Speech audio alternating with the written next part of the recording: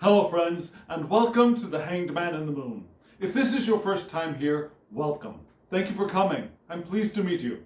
If you've been here before, thank you for returning. I'm truly honored. Friends, if you are a returning visitor, you know that this is my series in which I use tarot and oracle cards to dive into topics related to living an intentional life. And the topic of this week's spread is very intriguing. And it requires, or it asks, that I begin with a question.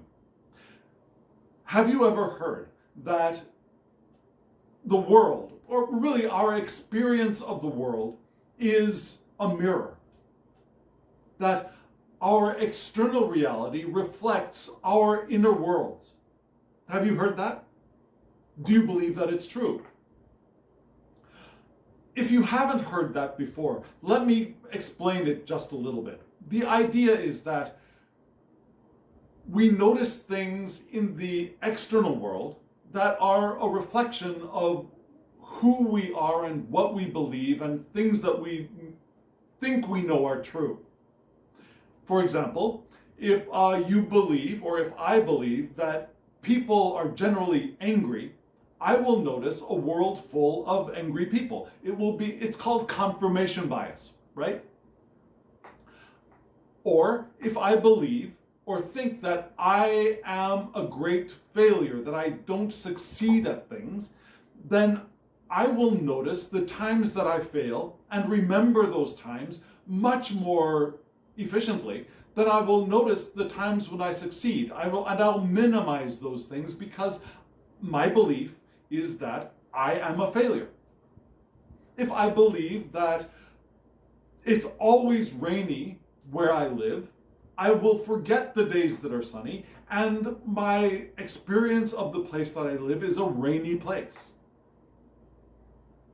Because I believe it. That's my internal construct of reality. And that projects out into the world, and we create our reality from our internal beliefs, understandings, ideas, thoughts, past experiences, our own personalities. All of that is projected out onto and creates our reality, each one of our realities. Because frankly, it's impossible for us to absorb and process all of the information that there is in this physical reality with these small human brains and this limited human body.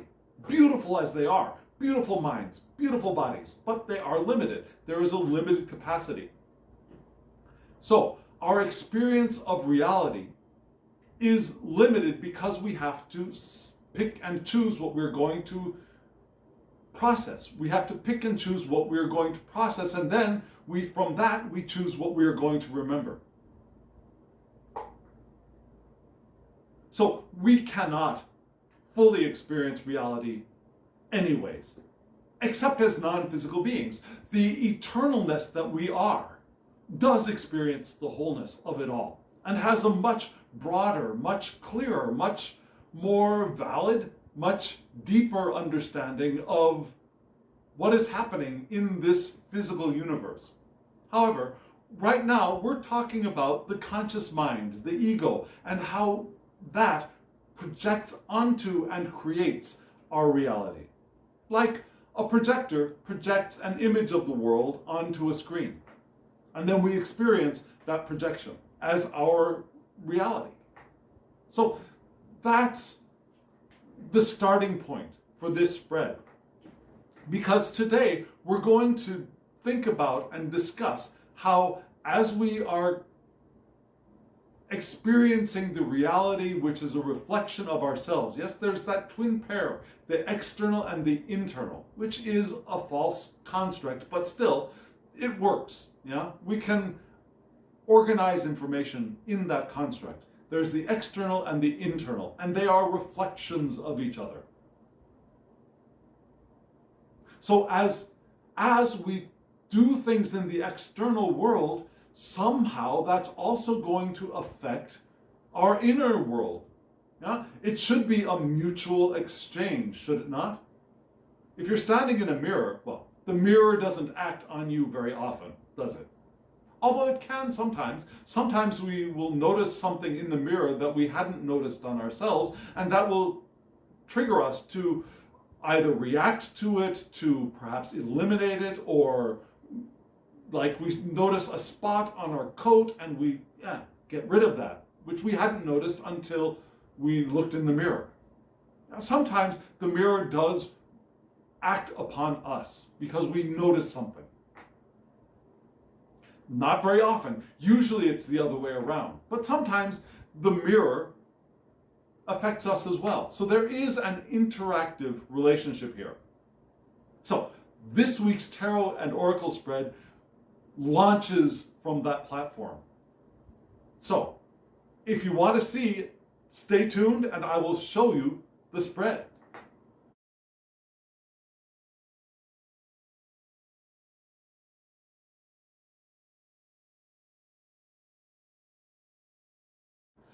These are gorgeous cards, aren't they? It's a beautiful spread, and each individual card is also a gorgeous work of art. Now, if you are interested in these decks, as usual, there will be a clip at the end of this video that gives you the names of the decks and the creators, and also below this video in the description box, there will be links for you to go and investigate the decks and consider purchasing one or all of them if you want. Now remember, these links are not affiliate links. I don't get any financial remuneration from the use of these links. So they're just for your convenience. So you can go explore on your own. So again, we've got this beautiful spread. And if this is your first time here, let me give you a really quick overview. The three central oracle cards are like the thesis statement of the entire spread.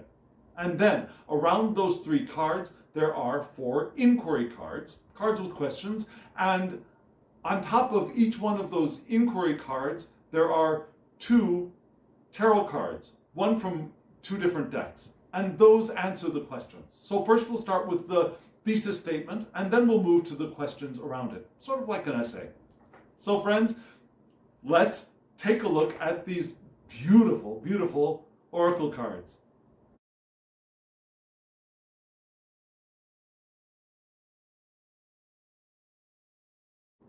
The three oracle cards are from left to right, a circle, yellow, called creativity. You remember that one. And in the center, there was a girl with butterflies. Now, one butterfly was flying and there were other butterflies below her. And the title of that card was Transformation. Perhaps you can already get a feel of where that one is going. And then to the very right, the last card was a woman in beautiful garb and a top hat dancing. And that one is called Shaman. So we're going to read these from left to right this time. Now, creativity. Creativity, this is a sigil. This oracle deck has, I believe, 7 sigil cards, which are similar to this one here. The colors are a little bit different, and of course, the meanings and the ideas behind the sigils are also very different. This one is creativity. And inside the little box, in Korean, Hangul, there is 선관도서. 선관도사. Now, unfortunately, my Korean ability is not good enough for me to have been able to deeply research these two items on this card. And unfortunately, the guidebook doesn't give much information about 선관도사. Now, what I was able to gather from my searching was that Seongwan is like a heavenly spirit, like existence, and dosa is a guide or a mentor. I might have actually gotten those mixed up in my head. Anyways, we've got some kind of a spirit guide, a spirit mentor, somebody, some kind of being that's showing the way. Creativity. Anyways, so the planetary element of this card is the sun. And we can probably see how the sun is related to creativity. Yeah, I am a Leo. In Western zodiac, I am a Leo. In Eastern zodiac, I am a dragon. I'm a wood dragon, which is a color green, and that's an entirely different topic. But I'm also, in Western astrology, my sun sign is Leo.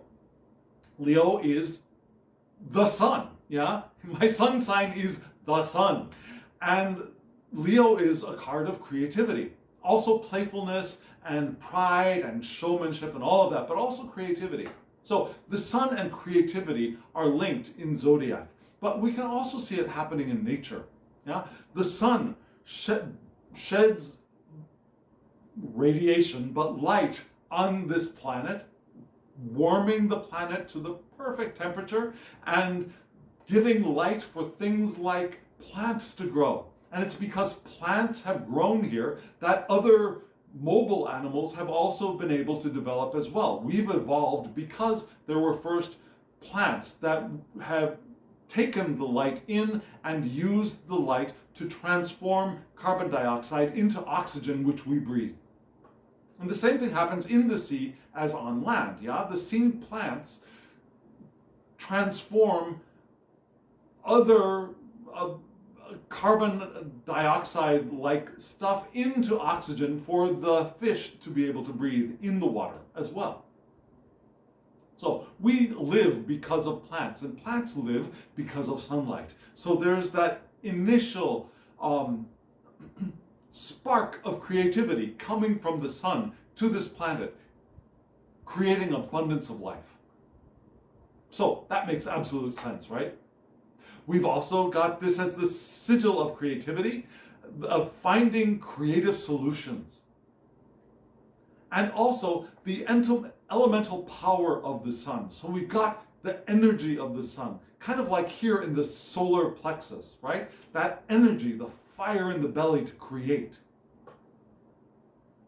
And you'll notice that the card was yellow. The solar plexus is often the chakra thought of as a yellow chakra. I think that's pretty common among all systems of the chakra. There are different ways of organizing and conceiving the number and colors for the chakras. For example, the heart in some traditions is pink, in some traditions it's green.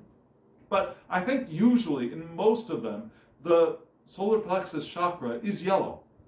The sun, solar plexus. It all kind of links together into our creativity. So we're here to create. We're here to create as co-creative beings in this physical universe. So starting with creativity makes absolute sense. Living the intentional life, we are here to create. Now we place experiences and things on the powerful flow of our intention, on the current of the river of our intention. We place all of these things. That is the creative process. And then we move towards the manifestation as we flow with the powerful force of intention. So creativity is our base here. And we move from creativity to transformation. Transformation, metamorphosis. In the guidebook, we see metamorphosis, we see sometimes transformation being messy and painful. Have you noticed that for yourself? Have you noticed that transformation can be messy and sometimes painful? The traditional symbol of transformation, well, there are two that I can think of offhand. One is the snake. Yeah? The snake sheds its skin and transforms into a new being. The other one that is perhaps, I believe, the most common is the butterfly. Also the moth, but the butterfly. Now what happens with the butterfly? The butterfly transforms from a smushy, scrunchy, puffed up caterpillar into a beautiful, light, able to fly, colorful creature of beauty called a butterfly. in English. In Korean, it's nabi. And the caterpillar is ebole, in case you wanted to know. So that's the transformation process. And what happens? The caterpillar eats and eats and eats and gorges itself, fills itself, gets fatter and fatter, and then suddenly it decides, I've had enough. It hangs itself from something usually, and it spins a cocoon around itself,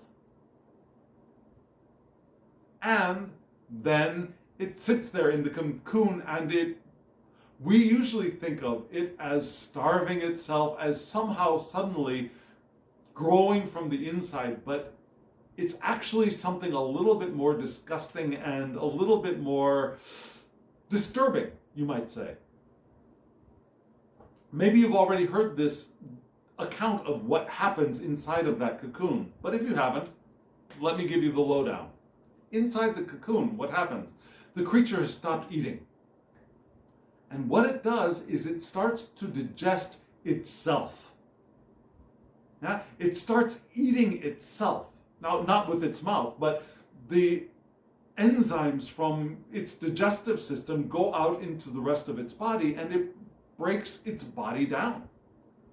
It breaks its body down into base components of perhaps even of cells, and cells break down. Cells break down into their components. Not all of the cells, but almost all of the cells. But there are a few cells which remain intact. And I love the name of these cells. If you've heard it, tell me, what is the name of these cells? They are the imaginal cells. They're called imaginal cells. Imagination. These cells imagine what it will become next. They imagine what the new shape is going to be. And as they imagine the new shape, they gather together and they start creating the new shape. And the nutrients that they use to create the new shape are the digested body that they are living in.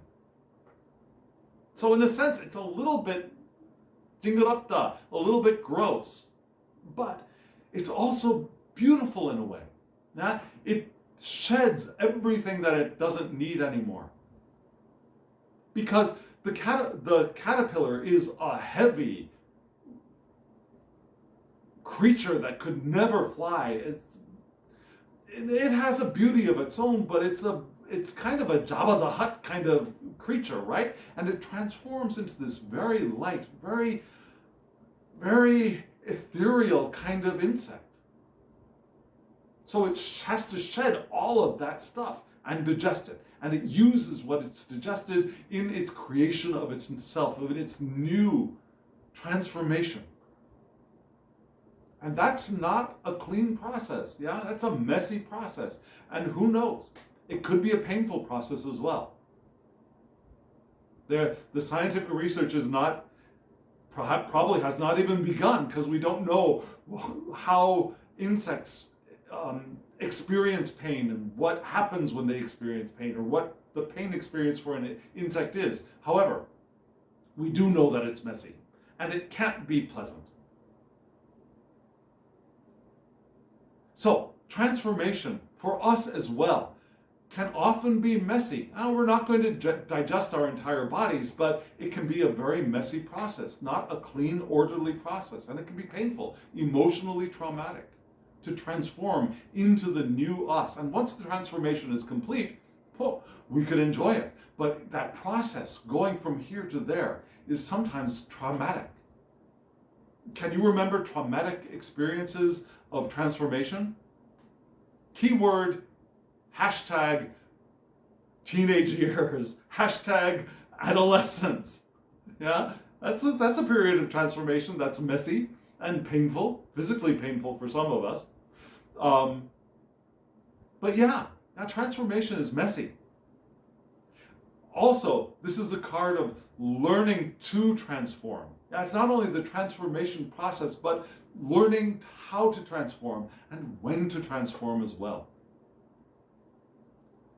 It's also a card that reminds us to anchor ourselves in patience in the transformation process. We can't hurry it along.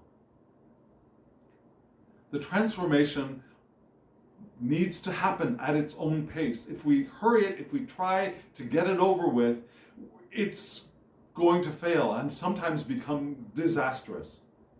I remember a story. I don't remember who wrote the story or where I heard it, but there's a story of a child who found a caterpillar who had gone into a cocoon and brought the cocoon back into their house and wanted to watch and wait for it to turn into a beautiful butterfly. So the child had it in their room, and they waited and they waited and they waited, and it started getting worried that, well, maybe the butterfly is trapped inside, and maybe the butterfly needs help, and maybe they need to help the butterfly. So after even discussing it with their parents, the child can't stand it anymore and is afraid that the butterfly is going to die inside of their cocoon. So they break open the cocoon for the butterfly, who looks like it's starting to struggle in there, and the butterfly breaks free, but the butterfly wasn't ready. The butterfly wasn't ready to transform, and the butterfly's wings were deformed because they started to dry before they were fully formed. And the butterfly could not fly, and the butterfly died very quickly.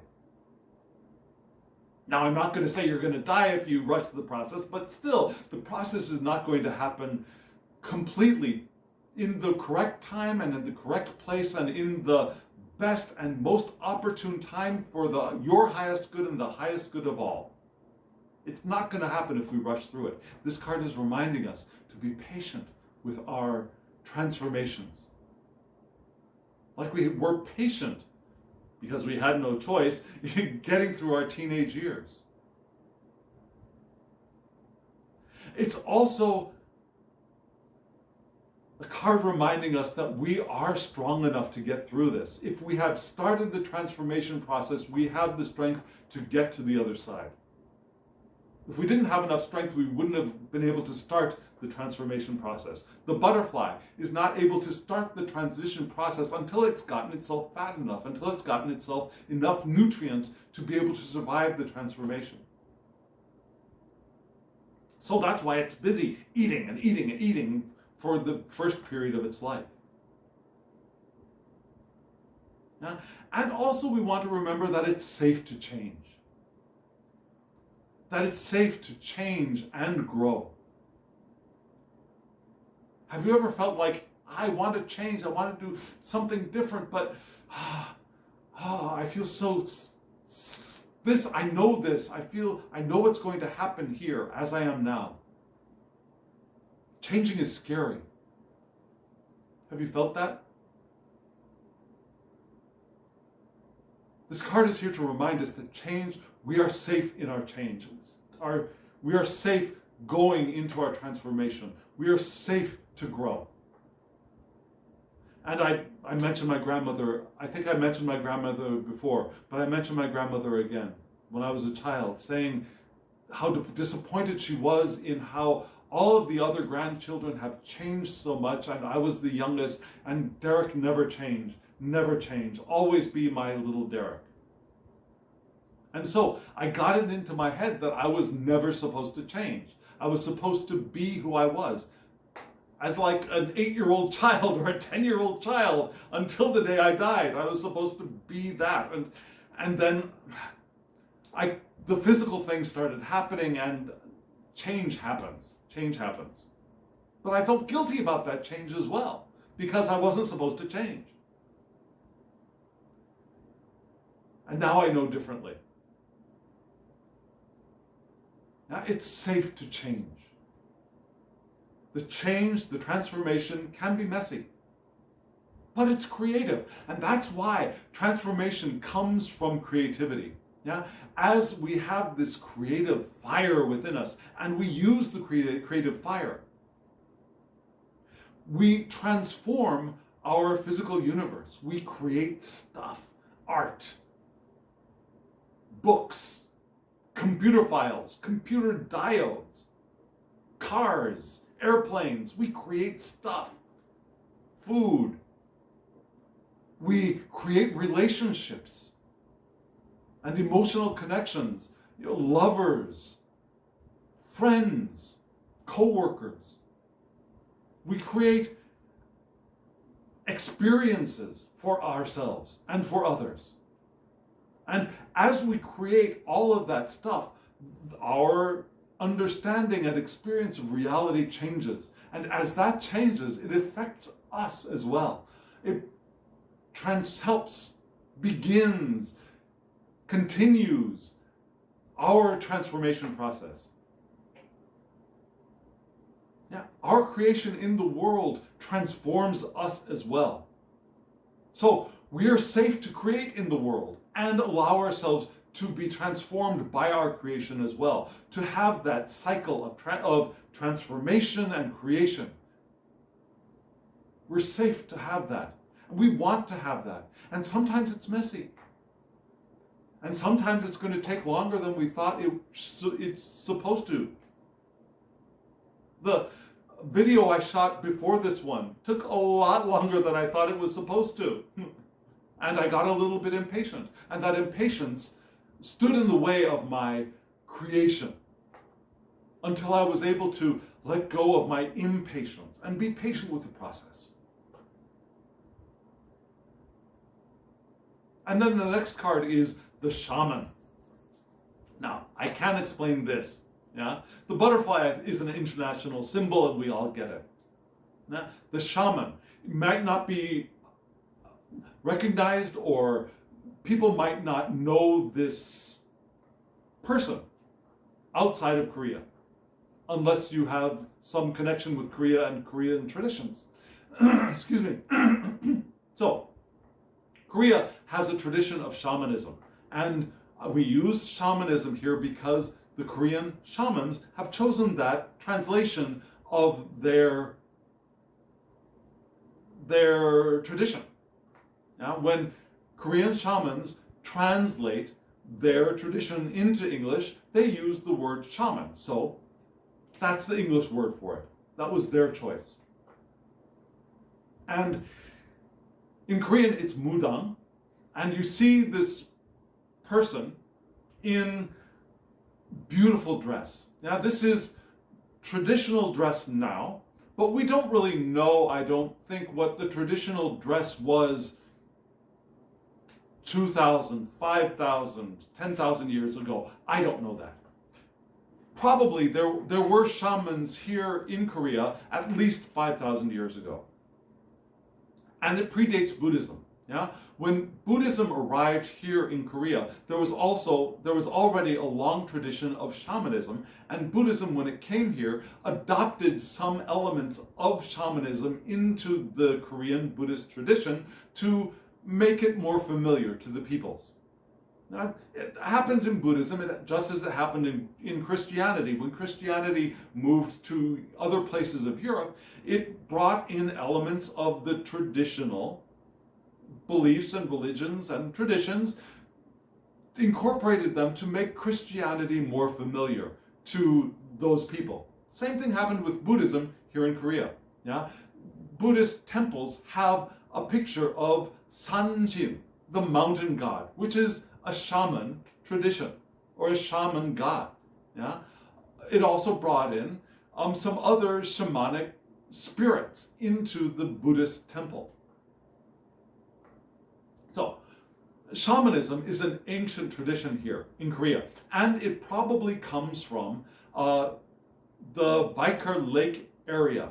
Yeah? There's a migration that happened from the Baikal Lake area, Mongolia, Russia area, up through the north and down into Korea. So that tradition passed through Siberia. And the Siberian shamans are part of that lineage that moves down into Korea, and perhaps even across the bridge into the Americas during the Ice Age. So this is a very old tradition here in Korea.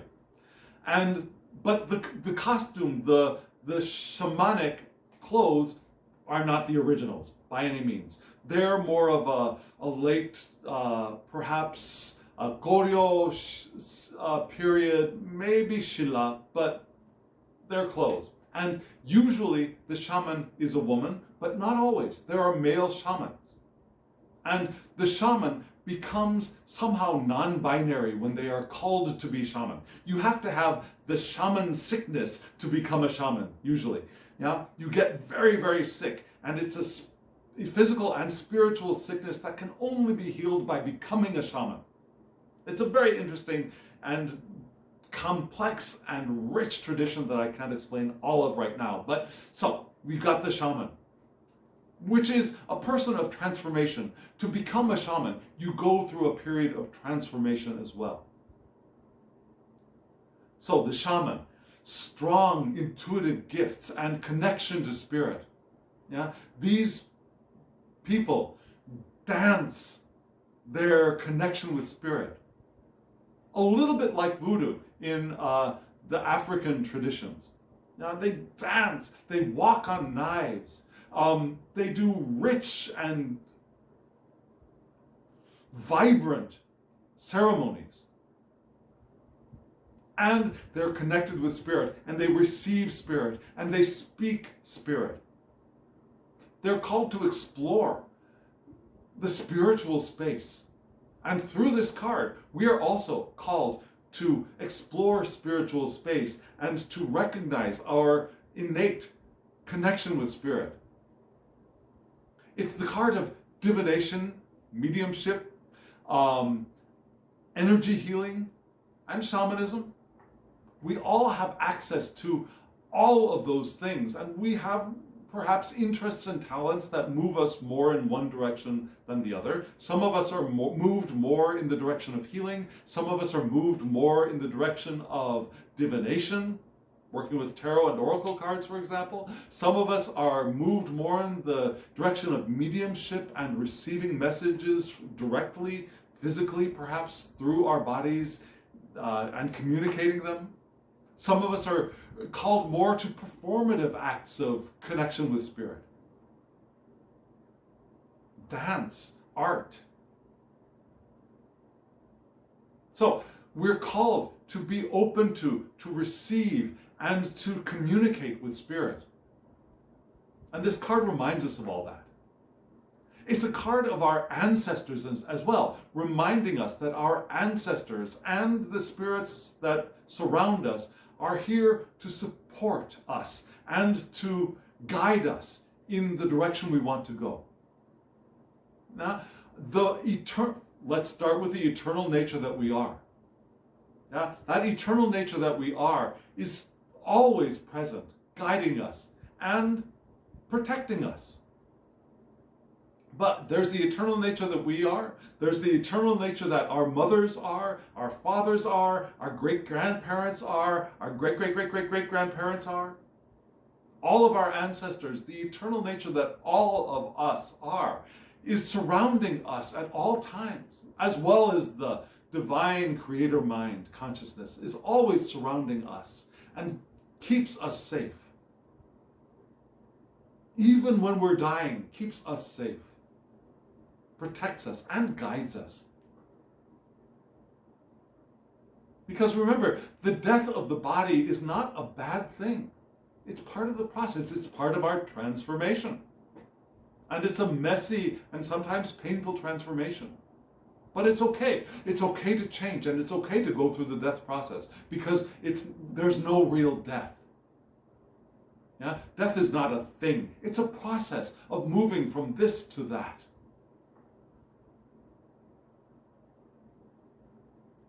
And this card is also here to remind us that, yes, we're protected. Yes, we are guided. But we want to look for that guidance, because we ignore the guidance that is always available to us, because we're distracted by other stuff around us.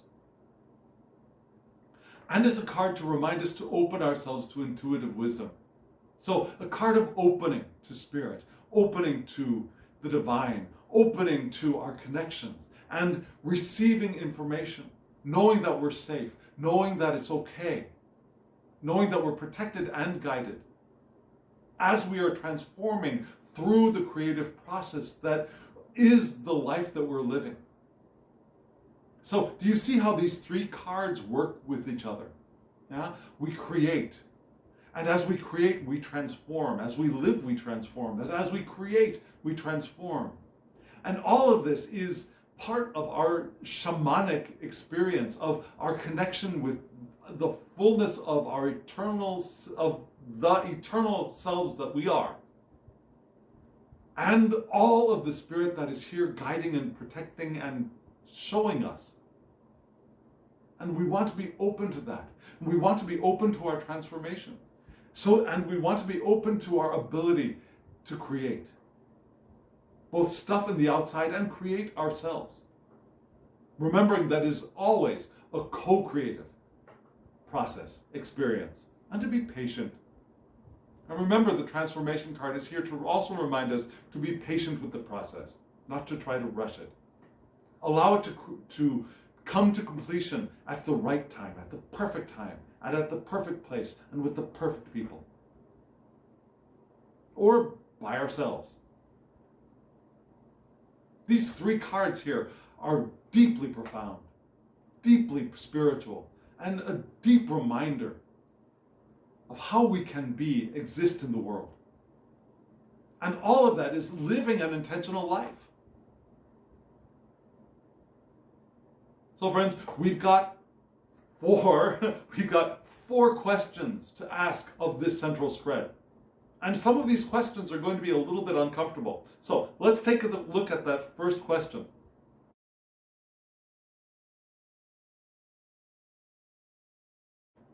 The first question is, what do I believe? Makes sense, right? Because those three cards are so large. Their meaning is so expansive and deep, and it reaches down to the core and out to the edges of the universe in a way.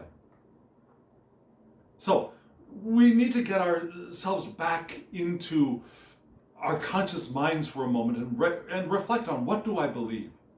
What do I believe in all of this? And the two answers that we have are very interesting answers. One is the Ace of Swords, and the other is the Six of Pentacles. An interesting combination. And you'll notice that pretty much this spread is all swords and pentacles. Yeah? All mind and matter. Air and earth. Mind and matter. And communication and work and health. So, what do I believe? The Ace of Swords. Beautiful, beautiful card, isn't it? Yeah? We see a sword with a crown around it. Yeah, we are crowned in glory with a crown around it, and birds flying in the distance behind, yeah, soaring through the air.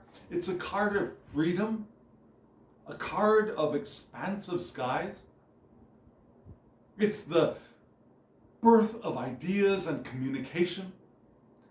It's a card of breakthroughs, of cutting through the clouds of misinformation, and also it's a card of cutting out our limiting beliefs, of cutting out the ideas which have been confining us. It's a card of breakthrough, the initial breakthrough. It's a card of new ideas. It's a card of mental clarity. And we believe at our core that we have access to that. We have access to mental clarity and new ideas. If we're open and moving with the flow of intention, new ideas are received by us. What do you think? Do you think that you think your thoughts, or that your thoughts arrive, that you receive them? Sometimes I think we do figure things out, we work things out, but a lot of our thoughts are thoughts that we have received. And if we are open and we are flowing with intention, the thoughts that we receive are creative thoughts. They are transformational thoughts. They are thoughts of beauty and love and joy and well-being and pure awareness. It's the card of success. The beginning of success. It's only the ace, but it's the card of success and truth and honesty. Because we can believe. We can believe. We believe in truth. We believe in honesty. In an open fashion. Yeah, the open expansiveness of truth, not the limiting idea of truth that, oh, only this much is true, but the open expansiveness of truth that is open to new understandings and new knowledge and honesty. Not the restrictiveness of dishonesty, where you lie to protect yourself or others, but you lie and you have to then protect the lie and then protect that lie. But the openness of honesty. True honesty is open. So those are things we believe in. We believe in our ability to think, to comprehend, to get new ideas. We believe in our mental clarity and our potential for success. And we have the Six of Pentacles. In the Six of Pentacles, we see somebody who looks very wealthy, pouring out what looks like it's a grain of some sort. It could be rice, it could be another grain, but pouring out grain into the container for somebody below them, yeah, socially probably below them, someone perhaps less wealthy. And a lot of times the Six of Pentacles is seen in a kind of not so nice way. Yeah, card of philanthropy, but not openness of philanthropy, but the doling out alms. I am the wealthy one, I am the rich one, I am the one who is worthy, and I am going to toss out some pittance to those who I believe are unworthy, and the poor, those poor, unworthy poor people. Now, sometimes people read the Six of Pentacles in that way. That's not the way we're going to read this card. So, what do I believe? I believe in giving. I believe in receiving. I believe that I both give and receive. I believe in that cycle of resources. And that's what the Six of Pentacles means to me in its upright position. I believe in sharing wealth. The wealth that I have and the wealth that I can receive. And then share. And then receive. And then share. And save and share. And that wealth isn't only stuff to eat or coin in the bank. It's also a wealth of experience. It's also the wealth of my health. It's also the wealth of other resources like time. It's all of those resources in this physical universe. Yeah? The non-physical does not have the resource of time in its original state. Now, time is a manifestation of this physical realm, so it is a physical resource. Even though we can't put our finger on it, time is a physical resource. So, yeah, sharing time, receiving attention. It's a card of generosity and benevolence. Not benevolence, but benevolence, like a holy person is benevolent. The poorest holy person is still benevolent. The holy person with the least in physical resources is still benevolent. And those are things we believe in.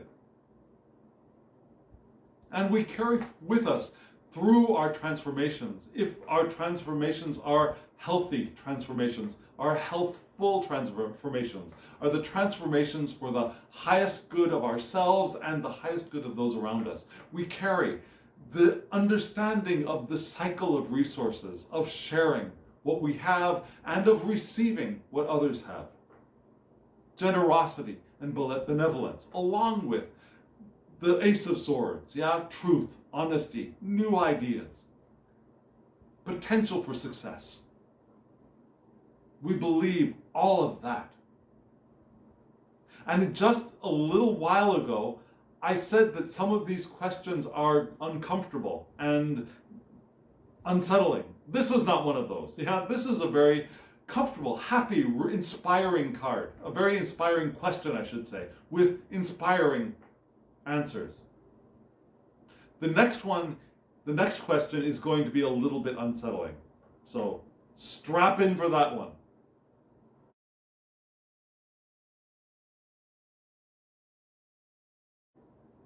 This next question is, what am I experiencing? What am I experiencing? Now, usually that should be a very wonderful thing. You know, we're talking about transformation. We're talking about creation and connection with spirit. And what am I experiencing? And the two answers we get are the Three of Swords and the Seven of Swords. Now, the Swords cards are usually not the happiest of suits. There are some that are okay. Yeah, the Ace of Swords is cool. The Six of Swords is pretty nifty. The Four of Swords is not so bad. But we get the Three of Swords and the Seven of Swords. Not the worst, but definitely not the best of the sword suits. Three of Swords. What do we see in this card? We see three people. Yeah, in the traditional Pamela Coleman Smith art, we see a heart pierced by three swords, sometimes dripping blood, rainy gray sky in the background. And the Three of Swords is the card of strife, of loss, of heartbreak. Usually it's called the heartbreak card. It's the card of emotional pain, sorrow, grief. Now remember, this is the Swords card. It's the suit of air. And we've just described a lot of emotion, which is usually the water suit, right? The cups. So, for this to really be a Three of Swords, an air card, I've taken those keywords, those ideas, and have drawn from them the idea, the mind aspect of them. So for me, in the Three of Swords, in an upright position, or an upright state, the Three of Cards is not the strife itself. It's not the loss or the heartbreak itself, but what we understand from that. How that has affected our beliefs, how that has affected our understanding, our ideas, how it has affected the way we communicate with others. So what am I experiencing? I'm experiencing a shift in understanding. I'm experiencing a change of ideas and a change of ways of communicating and interacting in the world with speech. From my heartbreak, my loss, my sorrow, my grief. And that could be a description of one aspect of the transformational experience. And that transformational experience could be started off with a heartbreak, a sorrow, a grief, a loss of some kind, material loss, loss of relationship, loss of position, job. Now that can start a transformation process. And the transformation process, again, can be painful, can be messy. It can give us new ways of thinking, new ways of understanding in our transformation. And that's what I think that Three of Swords card is. And that's what we're experiencing as we're moving through transformation a lot of the time. Have you noticed that? That your transformations, sometimes, if not often or mostly, are ignited by some tower moment, yeah? Some cracking open, some heartbreak or some loss of some kind. Loss of innocence, perhaps. Loss of a loved one. Loss of a job. Loss of your childhood body as you transformed into a teenager and then an adult. So that Three of Swords can be that transformative, mentally, consciously, transformative card as well. And right next to it, we have the Seven of Swords. And in this card, we see a person, it's a little bit like a Rider-Waite-Smith card. Yeah, we got a person carrying away 5 swords, and there are 2 on the ground, kind of looking like they're being left behind. And often it's the card of getting away with something, of deception. It could also be a card of betrayal and someone stealing from us. I mean, those swords could be in the process of being stolen from us, or we could be the ones stealing them. Now, there are two sides to the Seven of Swords, and we could be on either side. We could be the one whose swords are being taken, or we could be the ones taking the swords. So in the most negative aspect of the Seven of Swords, it's getting away with something, stealing from somebody else, or being stolen from, and betrayal. It could also be acting strategically. It could also be going our own way. I think in the Spacious Tarot is one of the first places I remember seeing that aspect of the Seven of Swords, of finding your own path, going your own way, also being a meaning for the Seven of Swords. So, as we transform,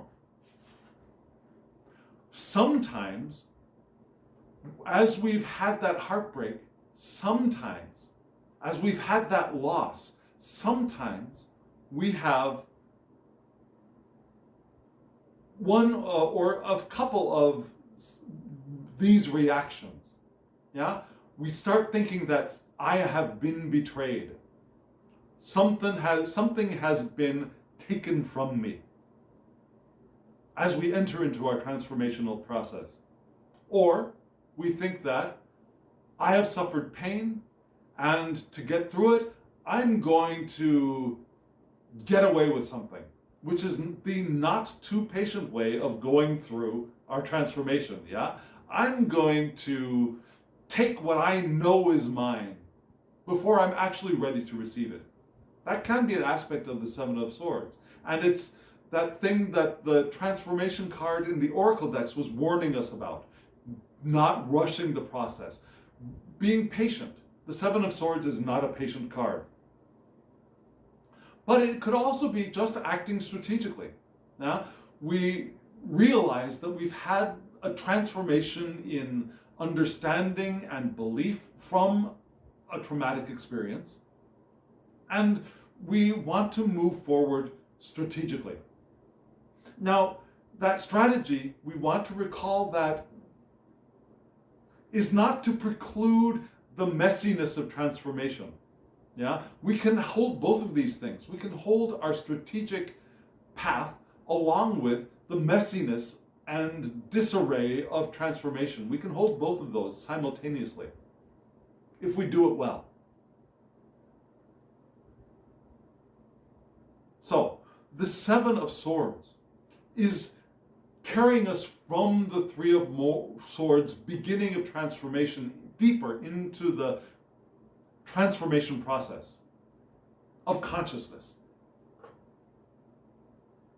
And we want to choose which way we're doing that. Are we going to go down the path of, I'm the victim? Are we going to go down the path of, I'm not going to be the victim, I'm going to take what is mine? Or are we going to go down the path of, I'm going to find my own new way of becoming and being? So this Seven of Swords is showing us different paths that we can choose. And this is what we're experiencing as we're moving through our transformational process. And Spirit is going to guide us in the direction that is best for us. Probably in the direction of going on our own way and finding our own strategic path. Let's move to the third question. It's a little bit more of a hopeful question to answer. Let's take a look.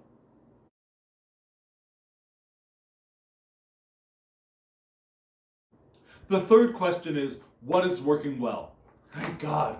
We got through the what am I experiencing to what is working well. As we're transforming, what is working well?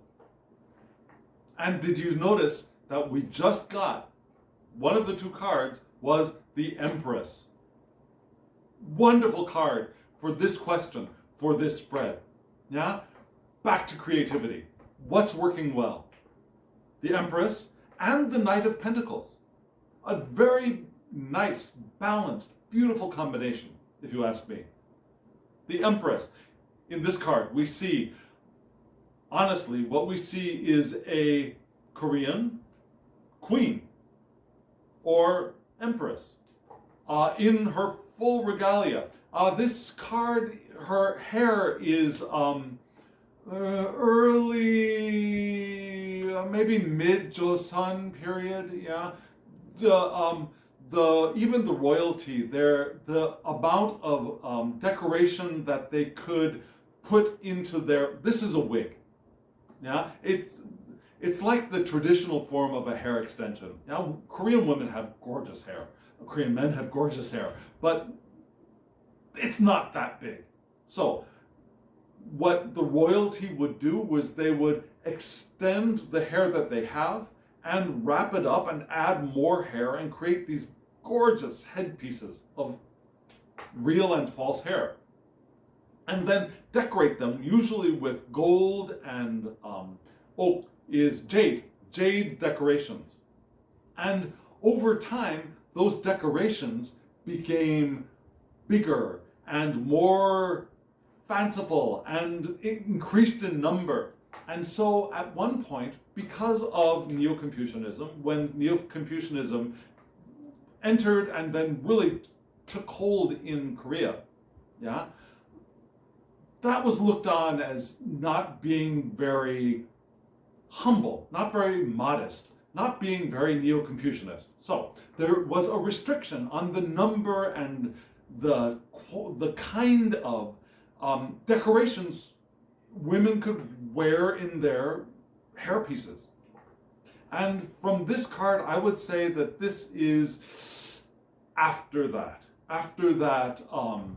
limitation was placed on the decoration of the women's hair for every level of society, from the lowest of the noble classes to the highest, the queen, the Empress. Okay, so I'm just trying to place this in history. That's what I'm trying to do. So this Empress, I believe, is probably dressed in mid-Joseon period clothes, which would be around 1700s-ish, I guess. She's walking outside of the confines of the castle walls, to my mind. So she looks like she's out in nature. And she's dressed very warmly, very lavishly, in hanbok. And this is the card of fertility, of creativity. What could be a more perfect card for this spread, especially at this point? What is working well? Our creativity is working well. Our fertility is working well. It's the card of beauty and of nature and of abundance. And all of that is working well if we will allow it. Do you recognize that we live in an abundant universe, and that as we move with the powerful flow of our intention, we are moving with abundance, to more abundance, with creativity. And we experience the beauty of nature, and we are fed by that. And beauty raises our emotional levels so that we are more open to the powerful flow of intention. Now, beauty feeds us, just as nature feeds us. And the beauty of nature feeds us, but also the beauty of the things that we create feed us as well. Art feeds us, music feeds us. The things we create in our kitchens, the food we create feeds us, literally feeds us. And all of that is working well. And it works the best when we allow it and we recognize it and we experience it. So, what's working well? The Empress is working well. Get in there and experience your inner Empress. That's what this is reminding us to do, I think. And then we got the Knight of Pentacles, which is a card of hard work. It's a card of productivity and methodical work, routines. So on the one hand, we've got this very receptive, creative being, allowing abundance to grow and flourish. And on the other side, we've got the more active one of getting out there and doing the stuff, doing the work. It's the card, this card is considered the slowest moving knight. And that's okay, because we're reminded to be patient, because transformation asks patience of us. It's the card of being stable and reliable, because in the messiness of transformation, we want to try and keep our boats, if you will, our boats as stable as possible as we move with the flow of intention. Yeah? If we get too like this, if we get too jostled about by the messiness of our transformation, we could capsize. And it's okay to capsize. And we can ask for help if we do capsize. That's okay too. Yeah? We will always find our way back to being right side up in the powerful stream of intention. Even if we sink, we'll bounce back up. Sinking is okay, but we don't have to sink. We can try to maintain our stability and be reliable and conserve what we have. As we transform, we want to conserve the stuff that we have. We'll let go of stuff, sure. Like the butterfly in the cocoon conserved those imaginal cells. Not every cell was digested. Some cells remained the imaginal cells. They were conserved inside of the cocoon. We want some conservatism. We want to conserve what we will carry forward with us as we let the other stuff go, as we digest the other stuff to transform. That's the Knight of Pentacles. The one of one step at a time. Let's do this, and then do that, and experience this, and move over here, and then we go that way. And that's part of the beauty of the Knight of Pentacles. And that's what works well. When we've got both of those elements in balance for us, we are moving through our transformation with the powerful flow of intention. Does that make sense to you? Can you balance those things in your heart and your mind? God, this is a really beautiful, beautiful spread. Let's look at that fourth question.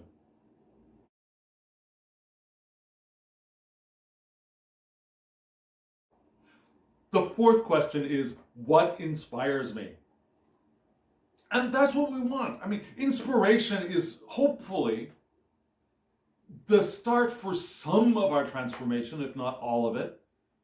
And inspiration is what moves us forward through our transformation as we open to become the shaman that we are, as we become the creators, connected to the divine, allowing transmission of spirit through and into us. And we are inspired, inspirare, yeah? The inflowing of spirit, of the breath, inspirare, the inflow of breath, the breath of the divine. Inspiration. And the two answers to what inspires us are the Five of Pentacles and the Two of Swords. Now, okay, just a moment. Before we get into that, let's take a brief moment to review where we've started and how we got here. We started with creativity. Yeah? We are creative beings. And we create ourselves. And as we create in the world, we transform the world and we transform ourselves. And our transformation transforms the world. And that's sometimes messy, and that's sometimes inconvenient. But we want to have patience and have faith that we have the strength, have the ability to move through transformation, and that transformation is safe, and it's for our highest good and for the highest good of all. And as we transform, we open ourselves to Spirit, and we allow Spirit to come in to inspire us in our transformations. And we express our connection with Spirit creatively. I know that our ancestors and all of Spirit are here protecting us and keeping us safe in our transformation, and moving us and helping us through our transformation and guiding us through our transformation. And that we can look for communication from that, which is from Spirit, from the divine, which is also always available to us. And so, what do I believe? In this, I believe that I have access to a clear mind and to success. In truth, in honesty. And I believe in the generosity and the abundance and benevolence of this universe. And that I can receive and give. I can share wealth. And what am I experiencing? I'm experiencing a transformation. And that transformation could have started with a Three of Swords moment, a Three of Swords time, which is giving me a new perspective, a new way of understanding. And as I've gotten this new perspective, I've got a new understanding. There are directions in which I can go. Yeah? One of them could be one of a robber. One of them could be one of a victim. And one of them could be a strategic path, which I believe that Spirit is guiding us towards. Going our own way. The most positive direction of the Seven of Swords. So what's working well? As I'm experiencing all of this stuff, what is working well? What's working well is my creativity. I am a creative being, and as I'm creative, I'm also a stable one who can follow routines, who can work, enjoy the work hard, but enjoy working hard. So, what inspires me through all of this? The Five of Pentacles. Ouch, the Five of Pentacles. In the Rider-Waite-Smith deck, Pixie's Art, we see two very destitute looking people. One of them, at least one of them, is very, very badly wounded, walking with a crutch in the cold. There's snow, they're scantily clad, they're wearing rags, and they're passing by what looks like is probably a wealthy building, probably a church. We see stained glass and Five Pentacles in the stained glass. And these people are possibly passing by a place of help. That's one way to see the card. In this card, we see 5 coins dangling from a tree. In this card, money really does grow on trees. Now, there are 5 coins dangling from a tree, and in front of the tree, the tree with the coins is behind them. In front of the tree are a male and a female dressed figures, and the male dressed figure is comforting the female dressed figure with a Korean top knot, traditional Korean top knot. They're not wealthy people. They could be working class. They're not necessarily very poor people, but they're not wealthy people by any means. And the person dressed in women's clothes is covering up their face and weeping, sobbing. Card of financial loss, card of poverty, privation and hardships. And sometimes that is what inspires us. Sometimes it's that experience that gives us the kick in the keister to get the transformation going, right? We experience a financial loss or a feeling of privation of resources. Could even be a privation of love, but a privation of resources, a privation of some kind in the physical world. Could be a loss of health as well. I know that my rejoining the tarot path was because of a loss of physical well-being. And that started my transformation to where I am now, a few years ago, about 4 or 5 years ago. I am who I am now because of that. I've gone through a transformation because of that. So this Five of Pentacles reminds us that sometimes what inspires us to transform is the Five of Pentacles moment, the feeling of loss, the feeling of privation. Necessity is the mother of invention. Yeah? Sometimes that actually is true. It's not pretty, but often that is true. Another thing that inspires us is the Two of Swords. And in this deck, we do have, very similar to the Rider-Waite-Smith, we have a blindfolded person, although this person looks like they're probably male instead of female, but we have a blindfolded person standing instead of seated. This person is not seated in front of the ocean with unstable or very choppy waves. This person is standing in a forest with bunnies around them and a monkey hanging from a tree in the behind. And there's a moon in the background. Did you notice the moon and the stars? So there's a tree. There are two trees, and this person is holding up two swords, something like scimitars, above their head, blindfolded. And so this is the card of choice, of weighing up options. And our choices often are what eventually are the inspiration for our transformation. Yeah? We make a choice. We feel privation, we feel loss, we feel hardships. And so we weigh our options, we make our choice, and we start the process of transformation. We are inspired from that choice to transform. Now, it's not always that, but I think very often for many of us, our inspiration for transformation is from these two experiences, or the combination of these two experiences. The feeling of loss of something, of needing something, of really, really wanting something and it not being there, privation of some kind, and then weighing options. What am I going to do? What am I going to do? What am I going to do? How am I going to... And then choosing, and that being the inspiration to move forward, to transform into the one who has the thing. Now, that transformation is not always a huge, grand, life-changing experience. Maybe the transformation is the transformation of the person who now owns a car. The transformation of one who now owns this pretty dress. I don't know. It could be a very, to other people, small, insignificant transformation of the one who did not own this pretty dress to the one who now owns and can wear this pretty dress.